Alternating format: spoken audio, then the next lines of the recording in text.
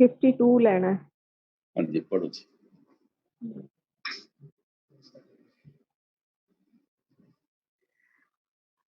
जै दिल इश्क खरीद न कीता, तो दिल सख्त न बख्शी हूँ। उस्ताद अज़ल दे सबक पढ़ाया, हाथ दे तुस दिल तख्ती हूँ। इसमें कुछ लफ्ज ऐसे आए हैं जिनको समझना बड़ा जरूरी है।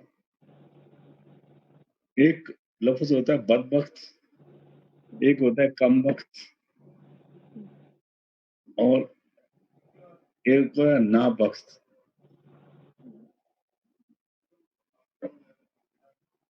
नाबख्त उसको कहते हैं जो बड़ा बदनसीब, जिसकी किस्मत में परमात्मा ने नजदीक नजदीक उसके पास रूहानियत ना गई हो। जै दिल इश्क खरीद न कीता, सो दिल सख्त न बख्ती।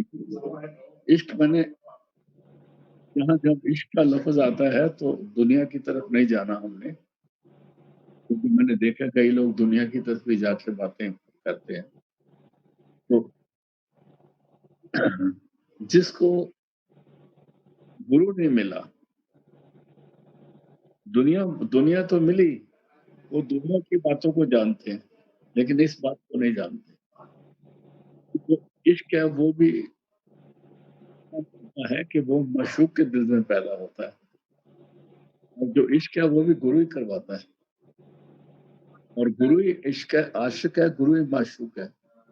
हम लोग तो दोनों तरफ से 0-0 हैं। जै दिल इश्क खरीद ना कीता, जिसने इस दुनिया में आके की तरफ उस तरफ उसका रुजू हुआ ही नहीं, सो दिल सख्त न बख्ती, वो बड़ा बदकिस्मत है। हाँ जी। उस्ताद अज़ल दे सबक पढ़ाया, हाथ दे तुस दिल तख्ती हूँ। एक दो लफ्ज होते हैं, क्योंकि हम कई दफा उर्दू ठीक नहीं बोल सकते, हिंदी जो बोलने वाले हैं ना वो अजल को अजल ही अजल कहते हैं। जैसे एक लफ्ज है जरूरी, हम कहते हैं जरूरी, बड़ा जरूरी है। लफ्जों को बदलने से मैंने बदल जाते हैं। अजल का मतलब है सचखंड, परमात्मा का घर।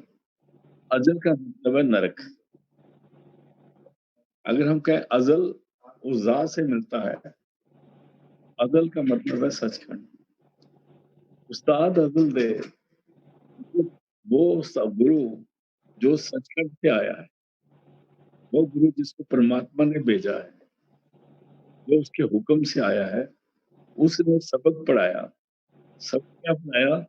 ये समझाया कि देख जहाँ तू आ गया है, ये देश तेरा देश नहीं, जहाँ तू रह रहा है ये तेरा घर नहीं है। बहुत गलत जगह पर आके फँस गया है, और इसी में लड़ाई झगड़ों में अपना जीवन व्यतीत किया जा रहा है। वो कहता है हमारा ये देश है, वो तो देश ये देश है। अभी अपने मुल्क में देख लो, वो चीनी कहते हैं ये पत्थर हमारा है, वो हम कहते हैं ये हमारा है। तो वो जहाँ पर वो झगड़ा हो रहा है वहाँ पर मतलब बहुत ही बहुत ही बेवकूफ़ी वाली बात कर रहे हैं वो। तो इसलिए, और है उनका है नहीं, तिब्बत तो उनका था, उन्होंने तिब्बत लूट लिया, अभी वो हर जगह लूटना चाहते हैं। तो ये दुनिया वाले जो है ना बार-बार अपना सारा हिसाब लगाते हैं। इसी तरह हम अपने घरों में, खानदानों में, शरीकों में लड़ाई करते हैं। हमारे एक दलीप सिंह थे उधर पठानकोट में, उन्होंने संत सिंह जी से नाम लिया था। जिस वक़्त मैं स्कूल पढ़ता था उस वक़्त वो सत्संग करते थे, और उन्होंने एक किताब लिखी थी। किताब लिखी उन्होंने बाबा श्याम सिंह जी महाराज को दी, छोटी-सी। तो बाबा श्याम सिंह जी ने संत कृपाल सिंह को बोला, कृपाल सिंह ये किताब देख लेना किस तरह दी है। तो वो कहा करते थे बार-बार कि मैं हैरान हूँ कि मैंने किताब दी है तो वो कृपाल सिंह से टेस्ट करवा रहे हैं किताब को, क्योंकि जो अज़ल के उस्ताद होते हैं वो असलियत को जानते हैं। जब उनकी अनसमा आया, मैं उनके घर जाया करता जब पठानकोट था, उनकी उम्र 105 साल हो गई और जब मैं जाता था उस वक़्त बड़े आम आदमी की तरह लेटे होते थे, जब बैठ जाते थे तो उनके चेहरे पे नूर भी होता था और आँखों में भी बड़ी चमक थी। उनका अनसमा आ गया, उन्होंने 2 दिन अपने सारे खानदान को बुला लिया कि मैं परसों मंगलवार का दिन था शायद वो, कि मैं 12 बज के कुछ मिनट पे अपना शरीर छोड़ूँगा, तो आप सारा खानदान इकट्ठा हो गया। मैं उधर ही था उस वक़्त। लेकिन जिस वक़्त उसकी डेथ हुई, उस वक़्त मेरे को किसी काम से जम्मू जाना पड़ा पठानकोट से। तो उन्होंने पहले बोला ये हो गया, फिर उन्होंने सबको बुला के ये बताया, देखो मेरी उम्र 105 साल हो गई है और आपकी उम्र भी काफ़ी हो गई है। किसी की 80 साल, किसी के 85 साल, किसी के 90 साल। उसके बड़ा बाल-बच्चे भी काफ़ी लंबे-चौड़े थे, बेटियाँ भी थी, जवाई भी थे, बेटे भी थे। कहते हैं ये ज़मीन के टुकड़े के लिए लड़ाई मत करना, आपने मेरे पीछे-पीछे ही आना है। तो उसने जिस टाइम पर अपना बोला था, उस टाइम पे आपने अपना शरीर छोड़ दिया। तो उस्ताद अज़ल की बात है उस्ताद अज़ल की बात ये है कि वो उस्ताद जो हमें सचखंड तक ले जाने का जिसमें हिम्मत है और उसका सबक पढ़ाता है, ते हथ दितो फिर पढ़ा जी। उस्ताद अज़ल दे सबक पढ़ाया, हाथ दे तो तिल तख्ती हूँ। और उसने मेरे को तख्ती दे दी। तख्ती कहते हैं पहले हम लोग कापियों पे नहीं लिखते थे, तख्ती पे लिखते थे। तो तख्ती पे वो मुल्तानी मिट्टी गाँचनी उसको बोलते थे, गाँचनी से पोंछ के फिर लिखते थे, फिर उसको पोंछ देते थे, फिर लिखते थे। तो हम 2-2 3-3 तख्तियाँ लिखते थे। तो उसने सबक पढ़ा के हाथ में दिल की तख्ती दे दी। दिल की तख्ती का मतलब है जिस पर हम अभ्यास करें लिख-लिख के सिमरन का। वो तख्ती क्या है? तीसरे तिल में बैठने का तरीका बता दिया। यहाँ बैठने का तरीका बता दिया और इस तख्ती पे सिमरन इस तख्ती को पढ़ते रहो, सिमरन करते रहो, इधर ही बैठो, नीचे नहीं आना। बड़ी ऊँची लफ़्ज़ है इनके बानी है। उस्ताद अज़ल दे सबक पढ़ाया, हाथ दितो दिल तख्ती हूँ। तख्ती दे दी और फिर इंस्ट्रक्शन दे दिया है। वो इंस्ट्रक्शन हदायत करिए कुछ, वो हदायत नीचे बता रहे हैं आगे। बरसरे आया दम ना मारी, जाया वेद तिर सख्ती हूँ। और फिर उस शिष्य को ये बता दिया कि एक तो तूने ईगो बिल्कुल छोड़ देनी है, अहंकार नहीं करना, किसी का दिल नहीं दुखाना। तेरे पर दुख तकलीफें आएगी तो गुरु के नाम पर बर्दाश्त कर लेना। सिमरन तख्ती पे अपना तू तख्ती पे अपना सिमरन करते रहना। उस्ताद अज़ल दे सबक पढ़ाया, हद तो दिल तख्ती हूँ। बरसर आया, बरसर मैंने जिस वक़्त तू अपने परजोबन में आ जाए। परजोबन का मतलब ये नहीं कि शरीर जवानी में। यहाँ पर परजोबन का मतलब है जिस वक़्त तू रूहानियत में बड़ा अच्छा दर्जा हासिल कर ले, यहाँ तक कि सचखंड पहुँच जाए। बरसर आने का मतलब पूरा कंप्लीट हो जाए सोसाइटी। जो गुरु ही कंप्लीट है और तो हम किसी को कह नहीं सकते। जो होगा तो होगा। लेकिन बरसर आया दिल दम ना मारी। दम कहता है फिर किसी ने ये ना कहे कि मैं हूँ ये कर दूँगा। कहता है जा आवे सिर सकती हूँ। अगर तेरे सिर पर कोई तलवार भी रख दे तब भी तूने करामात इस्तेमाल नहीं करनी। और ये किया है, महापुरुषों ने करा है। गुरु अर्जन देव तथे तवे बैठे हजरत मियाँ मीर बोल रहे हैं, बोलो तो मैं दिल्ली और लाहौर की ईंट से ईंट खटका दूं, खत्म कर दूं मुगलिया खानदान। वो कहता नहीं ऐसा नहीं कर। ये गुरु नानक के पास भी ताकत है, लेकिन ऐसा नहीं करना। कहते हैं बरसर आया दम ना मारी, आकड़ ना करी, जहां आवे सिर सकती हूँ। अगर तेरे सिर पे तलवार भी रखते तभी तुमने करामात इस्तेमाल नहीं करनी, क्योंकि सारा काम गुरु के हवाले छोड़ दे। आगे चलते भरसर आया दम ना मारी, जाया वे सिर सकती हूँ। हैं। पढ़ तो हीद हो वासिल बाहू, सबक पढ़ी वे बकती हूँ। पढ़ तो हित, वो जो सिमरन तेरे को दिया है उसको उसको याद करके और अंदर शब्द से सुन के शब्द से जुड़ के तौहीद कहते हैं। वो जो अंदर का सिमरन है, उसको उसको सुनना। बाहर का सिमरन जो है ये हमें बाहर की से हटा के अंदर की तरफ लाने के लिए, और अंदर के बाद फिर वो तौहीद जो है, वो जो पानी आ रही है, कहते हैं उसके साथ जुड़ जाना। हो वासल, पढ़ तौहीद हो वासल बाहू, वासल मैंने फिर उसमें मिल जाना, शब्द सुनना और उसमें मिल जाएंगे। सबक पढ़ी हुए वक्ती हूँ, ये जो सबक है तेरे को वक्त का सदगुरु पढ़ा सकता है। ये समझने की बात है। जो तुझसे बात करेगा, तेरे मुश्किलें दूर करेगा, तेरे दुख को पहचान के उसका इलाज बताएगा।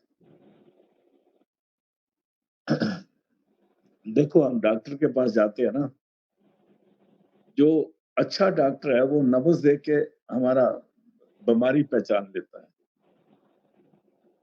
हम कहते हैं नहीं जी हमारे को यहाँ दर्द होती है, पता नहीं किस लिए होती है। वो वो दर्द किसी और जगह होती है सिर में, या कहीं और जगह तकलीफ कहीं और होती है, दुख कहीं और होता है। कई दफा इशारन तौर पर ऐसा है, किसी को मानो पथरी है, तो पथरी है तो उसको पीठ में दर्द होनी शुरू करती है। तो वो कहेगा पीठ में ही दर्द होती पई है। जो असली डॉक्टर है उसको मालूम है कि ये दर्द उठती कहाँ से, पहुँचती किधर है। इसलिए हमारी बीमारी को हम नहीं जानते। हमारे लिए डॉक्टर भी वो है, हमारे लिए इलाज करने वाला भी वो, हमारी बीमारी वो जानता है और वो दवाई भी खुद ही बताता है। जिसने दर्द दिया है वही दुआ देगा। तो ये समझने की बात है। इसलिए वो जो गुरु है वो सब कुछ जानता है। पढ़ तो हीर हो वासल बाहु, उसको पढ़ के उसके परमात्मा में मिलना है। सबक पढ़ी वक्ति हो, और वक़्त का गुरु तेरे को पढ़ाएगा, और वो वक़्त का गुरु तेरी हर हालत को जानता है, तेरे पूछे बगैर तेरी बीमारी का इलाज करेगा। इस बात को समझने की ज़रूरत है। लोग कहानियाँ सुना के प्रोपोगंडा करते हैं, लेकिन जब पूरे गुरु के पास जाते हैं, वो हमको ये नहीं देखता कौन बंदा आया, कहाँ से आया। वो देखता है ये जो शरीर आया मेरे सामने, इसके अंदर बीमारियाँ क्या-क्या। क्योंकि जो हम दुनिया वाले हैं, हम कई तरह से बीमार हैं। जन्म-जन्म की इस मन को मल लागी काला व्यास्या। ये सारा गुरु ने साफ करना होता है। इसलिए वक़्त का गुरु जो हमसे बात करे, उसके अभी हम जो ऐसे हैं ना, गुरु से बात करने के लिए लोगों के साथ मिन्नतें करने लगते हैं। तो एक बहुत पहले आया था, ना कर मिन्नत खाज खिज़र दी, तेरे अंदर आगे ही आती हूँ। उस लोगों की मिन्नत मत कर भाई, अपने अंदर वाले गुरु से बात कर, वो तेरे से समझाएगा। आगे चल। जै दिल इश्क खरीद न कीता, सो दिल दर्द न फटी हूँ। "सो दिल दर्द ना फुटी हूँ।"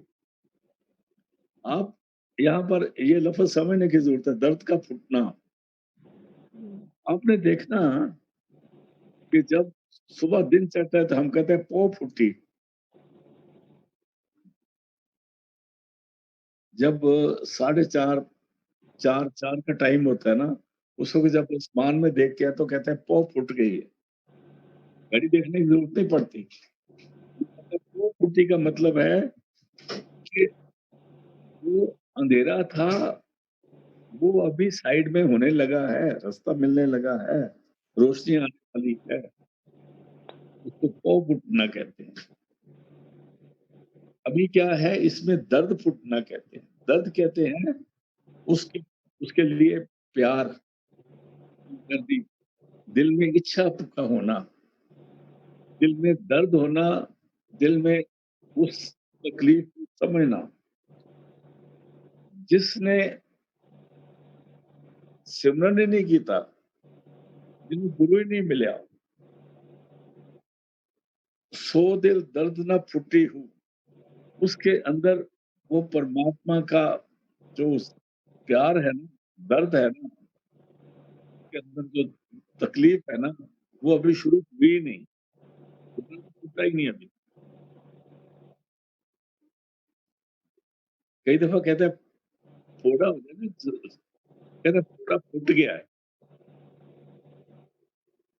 फोड़ा हो जाता है ना, उसमें पस पड़ जाती है, कहते हैं पस फूट गई है, मतलब अभी पस निकल गई है, आराम आ जाएगा। वो दर्द फूट गया है, इसका मतलब आराम शुरू हो जाएगा। दर्द ही नहीं पैदा हुआ तो प्यार कैसे पैदा होगा? आगे चलते हैं। जिस जै दिल इश्क खरीद न कीता, सो दिल दर्द न फूटी हूँ। उसके अंदर परमात्मा का जो दिल में इच्छा है, ख्याल है, प्यार है, वो पैदा नहीं होता। आगे जै दिल इश्क खरीद न कीता, सो दिल दर्द न फुटी हूँ। उस दिल थी संग पत्थर चंगे, जिस दिल गफलत अटी हूँ। गफलत अट्टी, अट्टी का मतलब है कि एक तो थोड़ा बेराम सोया हुआ है, तो वो तो उठ जाएगा। एक सोया उठता ही नहीं, पूरा गफलत में है। उनका उठ के साथ ना बोल तो मैं नहीं उठना। कईयों को आप बोल दो ना उठ के सत्य बोलो तो आपसे लड़ने लग जाएंगे, मेरी नींद खराब कर देती है। उसको कहता है जिस दिल गफलत अट्टी हो, अट्टी मैंने जो गफलत के साथ पूरी तरह से उसका हिस्सा बन गया, अट गया, गफलत ने उसके दिमाग पर काबू पा लिया। उसकी मिसाल ऐसे हो सकती है, आप देखो ना कई दफा कपड़े को आप मांडी लगाते हो, वो कपड़ा बड़ा सख्त हो जाता है, अट जाता है, उसको टेढ़ा करने के लिए पानी डालना पड़ता है। उसके अंदर इतना वो चला गया, अट गया उसके साथ। इसलिए जिसके अंदर गफलत ने इतनी मजबूती से सपा लिया कि उसको जागने ही नहीं दे रहा। कहते ऐसे दिल जो हैं, जो परमात्मा की तरफ नाम लेना ही नहीं चाहते, उनसे एक तो दूर रहो, फिर उनसे तो पत्थर ही अच्छे हैं। पत्थर को तो फिर भी आगे पीछे कर लोगे, वो आदमी तो हिलना ही नहीं, उन्हें तो अपना काम ही करना है। आगे चलो। जै दिल इश्क हजूर न मंगया, सो दरगाहों सुटी हूँ। और जिसने परमात्मा की कभी याद ही नहीं करी, मांगा ही नहीं। एक तो इश्क करना होता है, एक इश्क मांगना होता है। अब मांगना समझते हो ना, शादी के पहले मंगनी होती है। मंगने का मतलब है इसकी जो डेप्थ में जाओ ना, जो वो मांग पैदा होती है, इसके अंदर मांग पैदा होती है कि उसको मिलना है, उसके अंदर मांग पैदा होती है इसको मिलना है। फिर उस मांग को हम ज़ाहिर करने लगे, हम कहते हैं उसकी मांग भरने जा रहे हैं, मगर उसका अगर भूल गई है तो उसको और याद करा, उसके सिर में तेल तूल डाल देते हैं या कोई भी कुछ भी करते हैं। कहते जब तक मांग कैसे भरी जाती है, सत्संग, यहाँ पर मांग भरी जाती है महापुरुषों का सत्संग सुनने से। महापुरुषों का सत्संग बनने से ही वो मांग भरी जाती है, मंगनी शुरू होती है, उसके बाद फिर नाम लेने के बाद फिर इश्क शुरू होता है। ये समझने की बात है। अभी पढ़ो जी। जै दिल इश्क हजूर न मंगया तो दरगाहों सुट्टी हूँ। समझ लो उसको दरगाह से परमात्मा ने फेंक दिया, दूर कर दिया।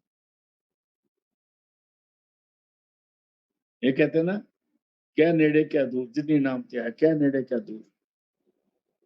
कहते कोई ऐसे हैं जो नाम जपते हैं वो परमात्मा के पास आ जाते हैं, दूसरे दूर चले जाते हैं। जो दाने परमात्मा के पास आ जाते हैं, जो चक्की आपने देखी है ना, उसमें किल्ली लगी होती है।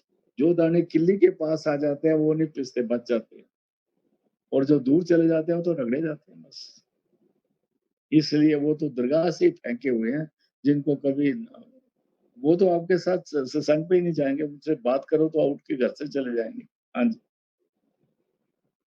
मिलया दोस्त नायो ना जिना चौड़ न कीती त्रटी हूँ। और जिन्होंने अपने आप को कुर्बान नहीं किया, हवाले नहीं किया, उनको भी ये दोस्त नहीं मिलता।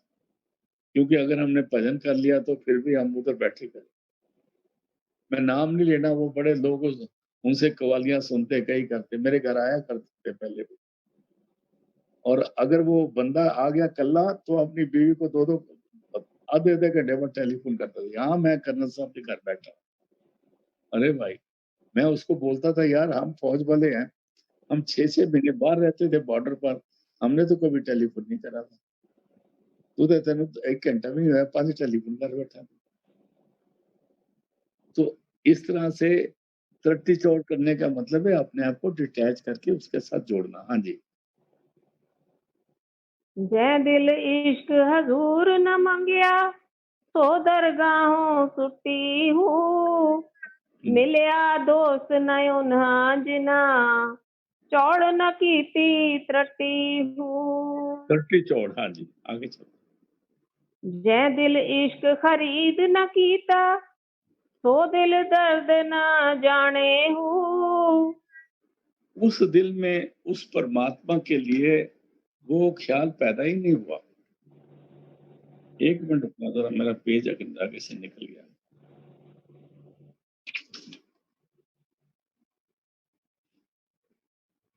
जिन्होंने उसको परमात्मा की जुदाई का दुख महसूस कैसे हो सकता? जिस जो मिला ही नहीं, उसको जुदाई का दुख कैसे महसूस होगा?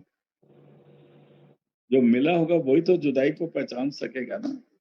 इसका ये मतलब है, जै दिल शरीर ना कीता सो दिल दर्द न जाने हो। उसको दर्द महसूस ही नहीं हो सकता। हाँ जी। खुद से खुश रे हर कोई आखे कौन कहे मर्दाने हूँ। अभी असलियत जो समझने की जरूरत है, वो मैंने पहले नहीं बोली।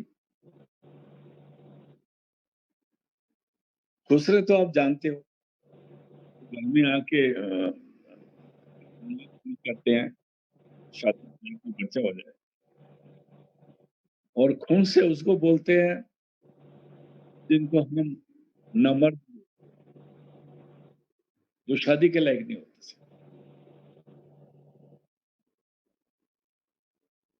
और जिनके जिनके अंदर में ना मांग होती है, ना उनकी मांग भरी जाती है, ना ख्वाहिश होती है, ना ख्वाहिश पैदा कर सकते हैं। कहते कुछ ऐसे इंसान भी हैं, कहते हैं खुद से खुश रहे हर कोई आके कौन कौन कहे मर्दाने हो। उनको दूसरे खून से तो बोला जा सकता है, लेकिन उनको कोई मर्द नहीं कह सकता।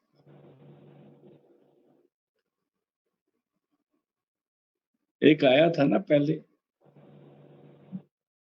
वो कहता, दूल्हा बन तवक्कल वाला, ओ मर्दाना तरिए मजबूत, अपना बेड़ी बन ले और मर्द बन के आगे चल। जिन्होंने मार मन डाला, सूरमा कहना, सूरमा कह लो या मर्द कह लो। इसलिए यहाँ कहते हैं जिनको जिनके दिल में कभी वो दर्द उठा ही नहीं, क्योंकि वो मिले नहीं तो उनको जुदाई का पता ही नहीं, क्योंकि वो खुसरे खून से हैं इसलिए उनको मिलाप की भी समझ हो नहीं सकती। अभी जै दिल इश्क खरीद न कीता, सो दिल दर्द न जाने हूँ। उनसे खुसरे हर कोई आखे, कौन कहे मर्दाने हूँ। वो मर्दाने नहीं है। इनमें कौन आते हैं? इनमें वो आते हैं जिसको कबीर साहब कहते हैं, तू तो रंडी तेरे बेहंडी सब डारा खोई रे। रंडी कहते हैं जो विधवा हो, कहते हैं तू कैसी रंडी है, बेहंडी रंडी है, मतलब तेरी शादी होने से पहले ही विधवा हो गई थी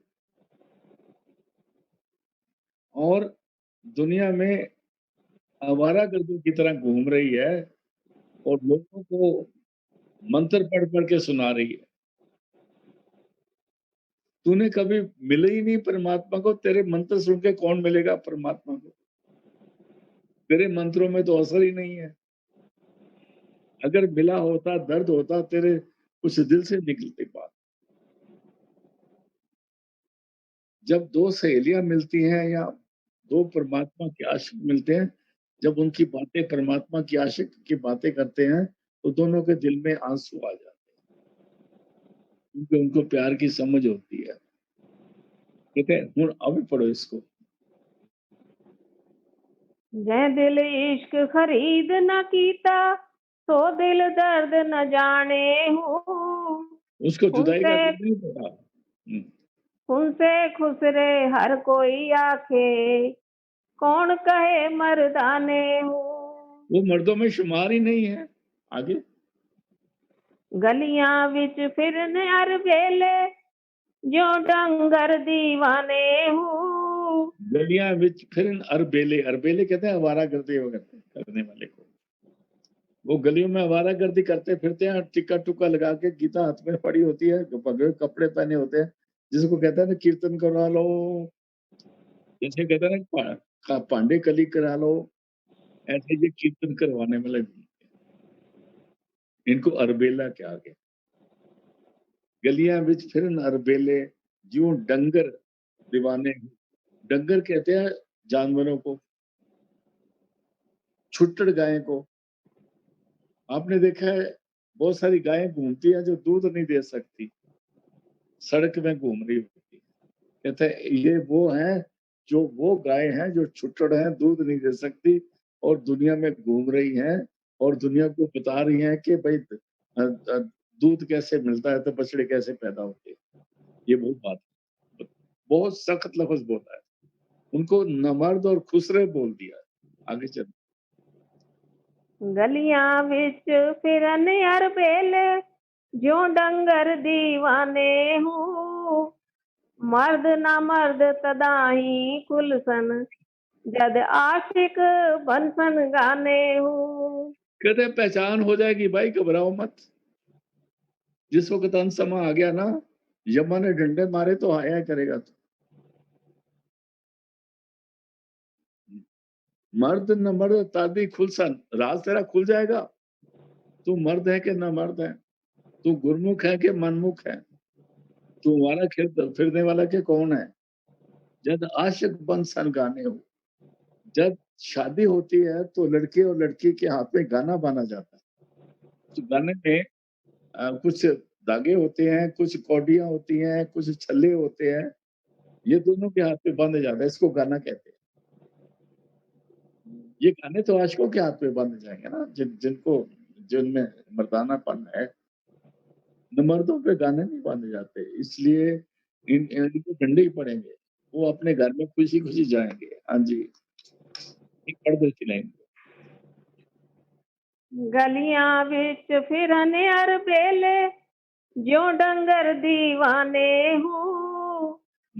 मर्द ना मर्द तदाही खुलसन, जद आशिक बनसन गाने हूँ।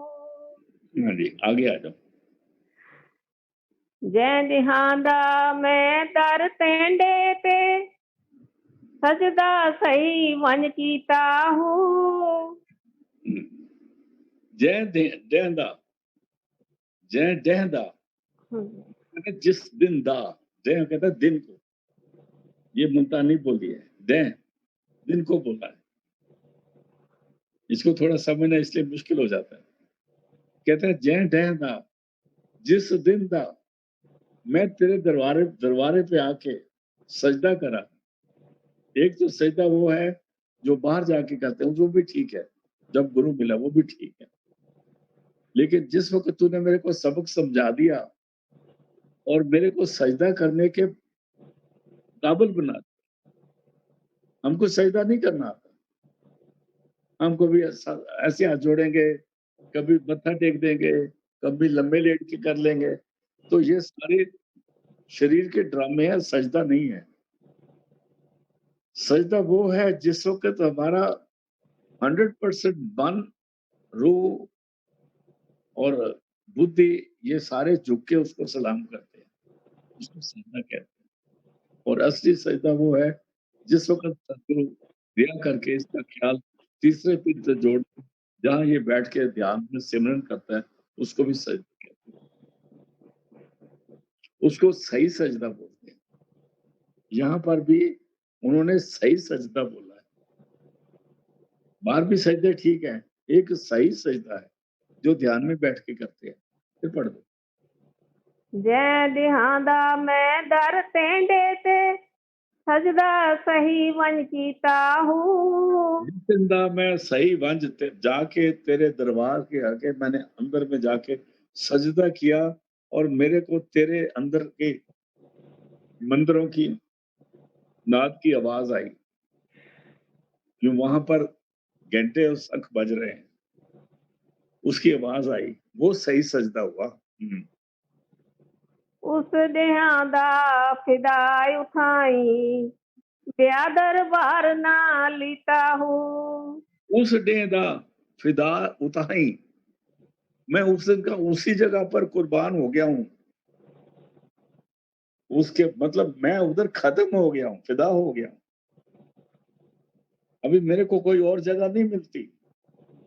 उस डे दा फिदा उठाई ब्या दरबार ना लीता हूँ, मैं कोई और जगह जाता ही नहीं हूँ। हम कहते नहीं जी वो आए हैं, उनका सत्संग सुन लो, ये आए हैं उनका सत्संग सुन लो। अरे भाई, सत्संग तो बहुत सुन ले, अंदर बैठना तो आया ही नहीं, ये खास बात है। इसलिए ज्यादा रक्षे पे पैसे खर्च करके ना ऐसे ही मत भागते रहा करो। नहीं, लोग कहते हैं वो फिर नहीं जी नहीं, जाया करो सत्संग पे, बहुत जरूरी है। अगर सत्संग कोई मतलब ना हो ना, मेरी एक दफा संत रजिंदर सिंह जी महाराज से बात भी हो रही थी, तो वो कहते हाँ ये गल तो ठीक है, जिथे उन्होंने जाके मिलना ही कुछ दी, रक्षे के पैसे क्यों खर्च करते हैं। बड़ी गल क्लियर है, जहां कुछ मिलता नहीं वहां जाने का क्या फायदा। और पता भी है ये बंदा आया फजूली बातें मारेगा। अभी मेरी बात समझ के लोग ये ना कहें कि सत्संग ही ना चाहिए, मर्जी आपकी है, मेरी बात समझने की जरूरत है। अभी इसको बहुत मतलब है, दोबारा से पढ़ो। जैन रहना 10 घंटे। जै दिहांदा मैं दर तेंडे ते सजदा सही वंज कीता हूँ। उस दिहांदा फिदाई उठाई ब्या दरबार ना लीता हूँ। ब्याह दरबार ना लेता हूँ, ब्याह मैंने दूसरे दरबार वाल में गया ही नहीं, मैं तो उधर ही फिदा हो गया, क्योंकि जो आपको मिलना है इधर मिलना है। असली बात हम कई दफा ना समझते हैं ना समझाते हैं, क्योंकि जो बाबा सावंत सिंह के टाइम में सत्संगी थे, वो बड़े ही जुड़े हुए, पढ़े हुए, अनपढ़ थे, बड़े सादे थे, पर बड़ी ऊंची बात करते थे। हमारे पिता भी बोला करते थे, जाओ आप गुरुद्वारे जा रहे हो, मंदिर जा रहे हो, जब आपने मत्था टेकना हो अपने सदगुरु को टेको। मूर्तियों को मत्था टेकना दुनिया देख रही है, मूर्ति को मत्था टेकता है। अगर नहीं टेकोगे तो वो कहते कोकड़ा हो जाए, तो मत्था ही नहीं टेका। हाँ, वो ड्रामा कर दो, लगे रहो अपने गुरु के साथ। इसे जय दा दर तंडे ते सजदा सही वंज कीता हो, उस जय दा फिदा उठाई, ब्याह दरबार न लीता हूँ, दूसरे दरबार पर मैं कभी गया ही नहीं। हाँ जी। सिर देवन सिर आखन नाही, शौक प्याला पीता हो। अभी 2 जगह सिर आया है, दूसरी जगह सर। एक सिर आया, दूसरा में सिर है। उसके ऊपर एक लाइन है, उर्दू में आती है, हिंदी में नहीं आती। एक सिर का मतलब है अपना ये सिर, एक दूसरे सिर का मतलब है राज, भेद। कहता है सिर देवन सारे आकड़ नहीं, जो उस जगह सजदा करते हैं वो सिर तो देते हैं उधर, पर जो उनको मिलता है वो राज किसी को नहीं बताते। सिर देवन सर आखड़ नहीं, राज नहीं बताते किसी को। उधर जाते हैं, हाँ जी, लोग कहते अच्छा ਤੁਹਾਨੂੰ ਕੀ ਮਿਲਦਾ ਹੈ? ठीक है यार, कोई और गल कर, ਜੇ मैं तेन नहीं पसंद ते आराम से थोड़ी देर आराम से उस जगह से बिना उठ के चले जाओ। कोई दोस्ती दास्ती नहीं टूटती। एक ये दोस्त बना लिया, ब्याह दरबार में नीता हूँ, दूसरा दरबार तो जीतता ही नहीं हमने। वो दोस्त रहे नहीं खाए कस बनो, हमने क्या करना है उसको। इसे कहते हैं साकत से वो टूटी भली। जो तो उसने कहते हैं सिर देवन सर आखिर नहीं, शौक प्याला पीता हूँ। उनको इतना प्यार का प्याला पिया है कि उस प्याले को से मुंह हटाता ही नहीं वो। बाबू कहते हैं मैं कहता है तू रोज नमाज पढ़ता है तो क्या वजू करके पढ़ता है? कहता है एक दिन वजू पीता सी, उस तो बाद मैं नमाज तो सिर ही नहीं चुकिया। एक दिन वजू कीता सी ना, जिसे नमाज उसने पढ़ी थी, उस तो बाद मैं नमाज तो सिर ही नहीं चुकिया, तो वजू करने की दौड़ है। वजू जानते हो ना, हाथ पांव धोने काना करते हैं। कहते जिस दिन मैं पहले दिन नमाज पढ़ी, उस नमाज से उस परमात्मा से मिलाप हो गया। उसके बाद मैं दूसरा दूसरा कभी सिर ही नहीं हिलाया था, ना बस सजदा पढ़ने की केड़ी दौड़ पड़ी। आप फिर पढ़ दो, सिर दे मन सर आखर नाही। सिर देवन सिर आखन नाही, शौक प्याला पीता हूँ। मैं कुर्बान तिना तो जिना, इश्क सलामत कीता जिसने हूँ। अपने अंदर गुरु का प्यार जिंदा रखा, सलामत करना मैंने गुरु का प्यार जिंदा रखा। हाँ जी, आगे। गुरु का प्यार बाद में फोटो से ना करा करो। तरह-तरह की फोटो आती है, वो कहता है ये फोटो बड़ी सोहनी है, ये बड़ी सोहनी है। वो ठीक है, ये सारियां सोहनियां फोटो दी रहनी, शब्द ना जुड़े। हाँ जी, आगे। जो पाकी बिन इश्क माही, तो पाकी जान पलीती हूँ। बहुत खास बात करी है। कहते हैं दुनिया कहती है ये बड़ा भजन वाला बंदा है, बड़ा पाक पवित्र है, बड़ा ये है। मैं आपको एक मिसाल गुरु गुरु अमरदास जी महाराज की है। वो हरिद्वार जाया करते थे, जब उनको नाम नहीं मिला था, और हर साल जाते थे और बहुत देर तक गंगा जी की तरफ पीठ नहीं करते थे, नंगे पांव पीछे जाते थे। तो दुनिया उनको कहने लगी ये बड़ा पाक है, पवित्र है। तो एक महापुरुष ने उससे प्यार हो गया, तो दोनों की दोस्ती हो गई। वापस आ रहे थे, रास्ते में रुके, तो जब वे बैठते तो बात भी करते हैं ना। तो उसने इनसे पूछा कि आप तो बहुत ये हो, वो हो, बड़े पाक पवित्र हो, आपका गुरु कौन है? तो गुरु अमरदास जी कहते हैं मैंने तो गुरु नहीं किया अभी तक। वो आदमी कहता है ओहो त्रिग है मेरा जीवन, त्रिग है मेरी जिंदगी, मैंने आपसे दोस्ती कर ली, आपके साथ मिला लिया, आपके हाथ का पानी पी लिया। वो इतना उसने बोला, तो गुरु अमरदास जी को हो गया। बाद में उन्होंने गुरु अंगद देव जी से नाम लिया, तब उनको समझ आई। यहाँ पर वही बोल कर है, हजरत बाबू साहब भी वही कह रहे हैं।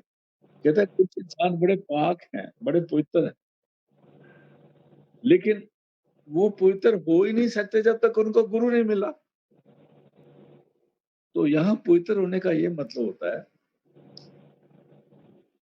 कि जब तक हमारी आत्मा मन इंद्रियों से आजाद नहीं होती, हम पवित्र नहीं हो सकते।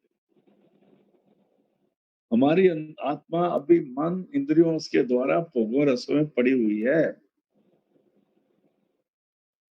इसलिए हम पवित्र नहीं हो सकते। गुरु मिले, शब्द का राज बताए और ये सिमरन करके थोड़ा बहुत शब्द के साथ जुड़ने लगे, तो ये पवित्र पाक होना शुरू हो जाता है। जो पाकी बिन इश्क माहिर, जो पाक है लेकिन उनको गुरु नहीं मिला। इश्क मैंने प्यार, माही मैंने परमात्मा या गुरु। जो परमात्मा या गुरु तो बगैर सोचते हम पाक है, सो पाकी जान पलीती हूँ। उन पाकों को भी पलीत ही समझो जिनको गुरु नहीं मिला। बगैर गुरु के आदमी पलीत ही रहता है, क्योंकि वो मन इंद्रियों से ऊपर आ ही नहीं सकता। और गुरु भी वो जो शब्द का अभ्यासी हो, जो सुरत को शब्द से के द्वारा ऊपर करके और मन को और आत्मा को दोनों को समझा दे। जहां पर मन भी समझता है, शब्द का रस लेता है, और आत्मा भी समझती है कि मेरा असली कसम शब्द है, मेरा असली कसम मन नहीं है। अभी जो पाकी बिन इश्क माही, तो पाकी जान पलीती हूँ। हिक बुत खाने वासल होए, हिक खाली रहे मसीती हूँ। बुतखाना मंदिर को बोलते हैं, मस्जिद तो मस्जिद को बोलते हैं, लेकिन हजरत बाबू साहब ने बुतखाना बोला है शरीर को। ये बुत है ना, इत बुत बुत खाने वासल हुए। एक तो ध्यान में लग के दसम द्वार पे बैठ गए, अपना ध्यान अंदर लगा लिया। एक मस्जिद में जाके वो उठ बैठक करते रह गए। कहते हैं इसलिए जो परमात्मा के बंदे हैं, उनको रब अंदर मिलता है, वो अपने बुत खाने में वासल हो जाते हैं। वासल मैंने उसके साथ मिल जाते हैं परमात्मा से, उनका वासल हो जाता है, वसीला मिल जाता है, उनके साथ मिलाप हो जाता है। एक बुत खाने वासल होए, एक खाली रहे मसीती हूँ। एक मसीतों में जाके भी खाली रह गए। हाँ जी। इश्क दी बाजी उना लई, जिन सिर देन ढिल ना कीती हूँ। कहता है इश्क दी बाजी, बाजी जितना कहते हैं, ये पंजाबी का लफ्ज है, ये आमतौर पर यूज होता है जब दो पहलवान कुश्ती करते हैं तो देखते हैं बाजी किसने जीती। जो जीत जाता है उसने कहता है इसने बाजी जीत ली। बाजी मैंने वो जो प्रोसेस चल रहा है उसको विन करना। अभी जो रूहानियत का प्रोसेस है, इसमें आंखें बंद करके तो सारे बैठ जाते हैं, लेकिन अंदर बासिल कौन हुआ? जो अंदर एंटर हो गया उसने बाजी जीत ली। आएगा ना, आगे आया था ना, वो बोल के अंदर बढ़ गया और बाजी जीत के ले गया। जो अंदर घुस गया, जिसने अपने ख्याल को अंदर जोड़ लिया, उसने बाजी जीत ली। अभी पढ़ो जिसको इश्क दी बाजी उना लई, जिन सिर देन ढिल ना कीती हूँ। जिन्होंने सर अंजाम लाग पौजल तरन के, जन्म बिठा जात रंग माया, वाणी में आता है। सर अंजाम का मतलब है पूरे जोर से। सर अंजाम लाग पौजल तरन के, जन्म बिठा जात माया के। ये तो जन्म तेरा माया के चक्कर से बिठा जाए, इसलिए उन्होंने बाजी जीती। आगे कहते हैं हरगिज दोस्त न मिलदा जिना, रट्टी चौड़ न कीती हूँ। जब तक दुनिया से ख्याल नहीं उठाएंगे तो अंदर ध्यान कैसे जुड़ेगा। हाँ जी, आगे चलो। जो दम गाफिल सो दम काफिर, मुर्शिद ये पढ़ाया हूँ। अभी कहते हैं जो मुसलमान के जो इनके मौले हैं, मुल्ले हैं, काजी हैं, दूसरे हैं, ये अपने जब नमाज पढ़ते हैं तो बड़े उल्टे लेसन देते हैं उनको। उनको बोलते हैं ये जो मुसलमान नहीं है, जिन्होंने सुन्नत नहीं करी, जो इधर नहीं है, सारे काफिर। यहाँ हज़रत बॉस साहब कहते हैं काफिर वो नहीं है। कहते हैं काफिर वो है काफिर वो इंसान है जिस वक़्त एक इंसान उस नाम से अलग हो जाता है, जब वो ना उसके अंदर सिमरन है, ना उसके अंदर शब्द की धुन है, वो काफिर है। ना शब्द की धुन है, ना सिमरन है, वो काफिर। कहते हैं जो दम गाफिल, गाफिल माने जो उसकी तरफ से गलत इंसान है, जो जितनी सांस उससे हमारे निकल रहे हैं, सो दम काफिर, वो सारे के सारे काफिर है अंदर। वो दम काफिर है। मुर्शिद ये पढ़ाया हूँ, मेरे सदगुरु ने तो यही पढ़ाया है कि साथ सांस सिमरन को जिंद, माने अंतर की उतरे जिंद। आगे सुनिया सुखन गया खुल अखी, चित मौला बल लाया हूँ। सुखन कहते हैं एक बड़ी सुंदर आवाज, वो सबसे ऊंचा उपदेश, उसको सुखन का।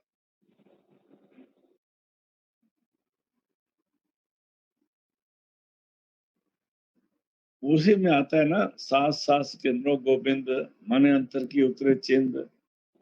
तो उसी में आता है कि सुन पूरे गुरु का सुन उपदेश। पूरे गुरु का उपदेश क्या है? पूरा गुरु किसको बोला? परमात्मा। याद, यहाँ जिसके अंदर वो प्रकट है। उपदेश किसको बोला है? जो पूरा गुरु हमारे अंदर शब्द पैदा करता है, उसको उपदेश बोला है। हम जो सिमरन लेके आ जाते हैं, उसको उपदेश बोल के बैठ के आए, वहां हमारी तरफ चौड़ होगी, वहां धोखा हो गया।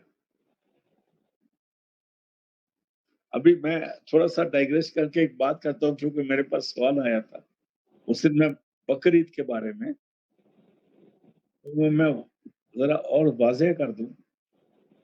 यहाँ त्रट्टी चोर का मतलब है, उसको इल्हाम हुआ कि अगर तूने अल्लाह ताला से मिलना है, तो जो तेरी सबसे प्यारी चीज है उसको तू कुर्बान कर दे। अभी इस दुनिया में हमने नजर मारे तो सबसे प्यारी चीज क्या है? हमारी प्रॉपर्टी हो सकती है, ये हो सकता है, बाल बच्चे हो सकते हैं, बेटे बेटियां हो सकते हैं, जिन पर हम कुर्बान होते हैं, बीवी हो सकती है। लेकिन इन सबसे और प्यारी क्या चीज? मेरी अपनी जान। जो मेरी अपनी जान है ना, वो सबसे ज्यादा प्यारी है। बाबा सावन सिंह जी महाराज अपने सत्संग में एक बात सुनाते थे, मैं उसको रिपीट करता हूँ। कहते एक माँ बेटी थी या कुछ थी ऐसे, सास बहू तो नहीं हो सकती, माँ बेटी थी। तो वो बेटी बहुत बीमार हो गई, तो माँ रोज कहे अल्लाह ताला तू ना मेरी जान कर ले, ते अनु बचा दे। मैं तो जिंदगी भोग बैठी हूँ, ये बेचारी है, इसको बचा दे। तो वो रोज दुआ करे। उनको ये ख्याल था जिस वक्त अंधेरी आती है, बहुत सारा चक्कर चलता है, तेज हवा आती है, बिजली चमकती है, उस वक्त जब दूत आ जाते हैं, वो मौत के फरिश्ता आता है लेने के लिए। तो उसके घर में क्या हुआ कि जब अंधेरी बोर से चली, तो कुछ बर्तन ऊपर से ठा ठा गिरने लग गए, कुछ होने लगा। तो उसने समझा वो लेने वाले आ गए। तो वो चिल्ला चिल्ला के बोलती है, नहीं मरने वाली अंदर बैठी है, तो मेरे को मत लेके जाना। बात समझ गए? अभी प्यारा कौन है? अपना शरीर।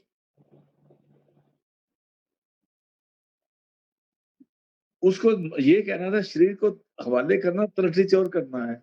अपना ध्यान अंदर जोड़ तो शरीर को कुर्बान नहीं करने का, शरीर को अपना ध्यान ऊपर करना था। उसको तो ये समझाया था। लेकिन मौलवियों ने उनके जो सलाहकार थे ना बाहर को दुनियावी तौर, उन्होंने कहा जी अगर ऐसा कहा है तो इसने पूछा कि मेरा बेटा बड़ा वो है, तो मैं उसकी कुर्बानी दे दूँ। तो उन्होंने कहा ना बेटे की मत कर, तू दुआ कर, तू एक बकरे की कुर्बानी दे दे। उसने बेटा भी नहीं मारा, फिर अपने बकरा मार दिया।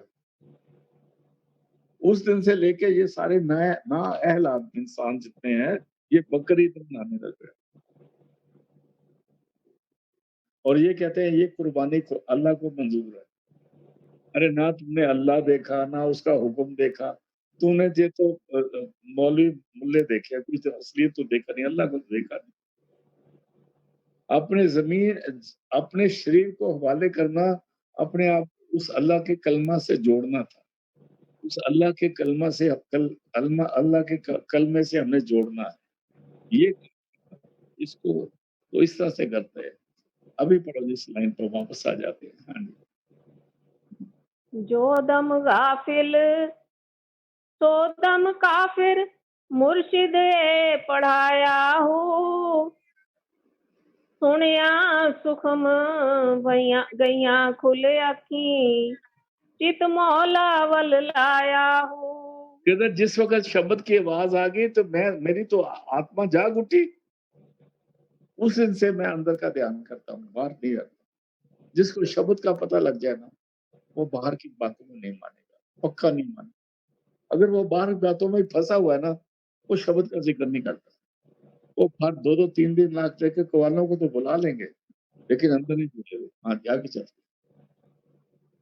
कीती जान हवाले रब दे, ऐसा इश्क कमाया हो। फिर वो जब भजन में बैठते हैं, जहाँ सुर्त जाती जाने दो, गुरु साथ है। ये प्यार है। हाँ जी।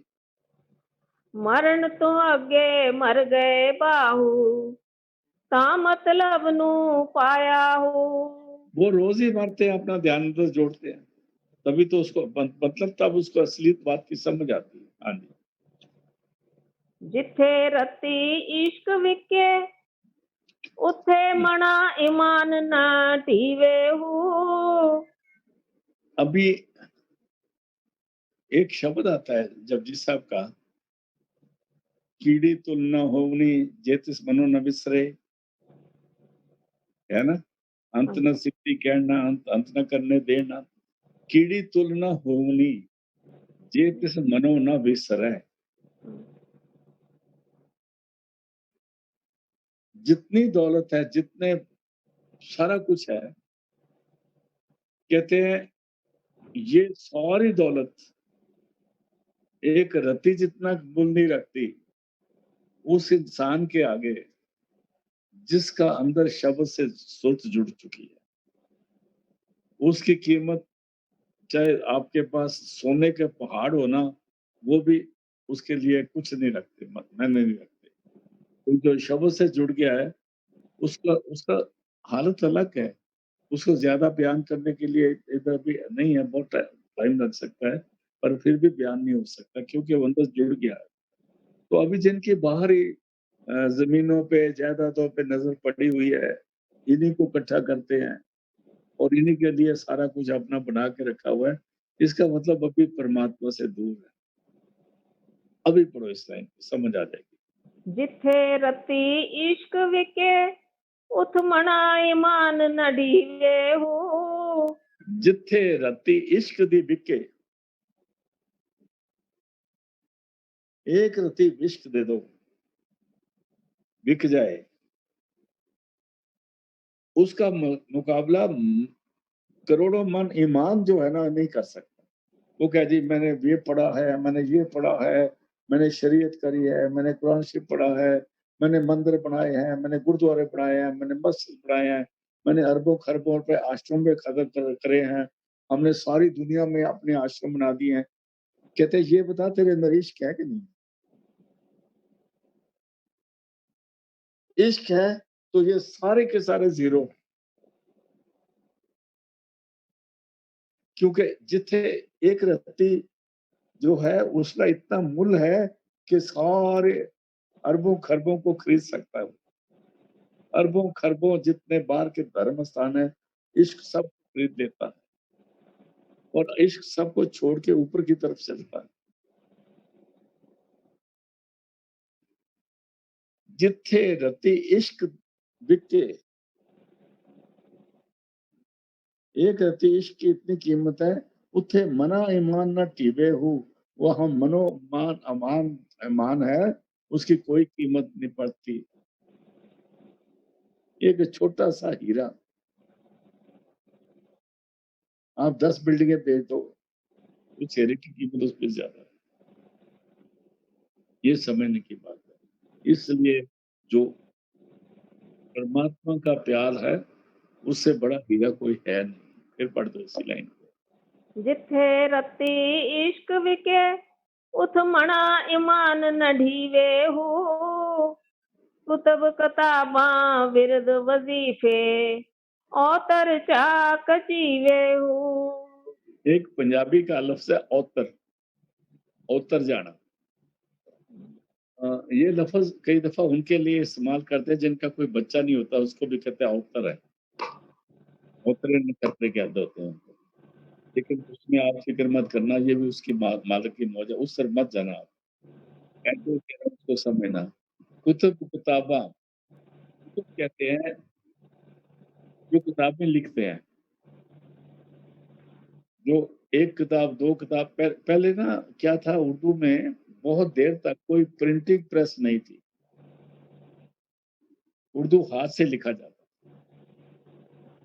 आज तक जितनी पुरानी उर्दू की किताबें सब हाथ से लिखी जाती थी। कुतुब किताबा बिरद वजीफे, किताबा हों तो कहते हैं विरद, कहते हैं जो रोज प्रार्थना करते रहते हैं, या खुदा ये कर दे या कर दे। वजीफे मतलब उसके आगे दुआ करना और किसी मंत्र को पढ़ते रहना। किताबा विरद वजीफे औतर चीबे, उसके सामने सारे के सारे खाली है, किसी किताब का मूल नहीं।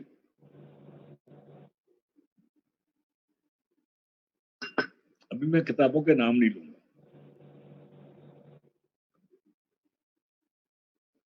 जहां परमात्मा का प्यार आ जाता है ना, वहां तो खुदा खुद हाजिर है।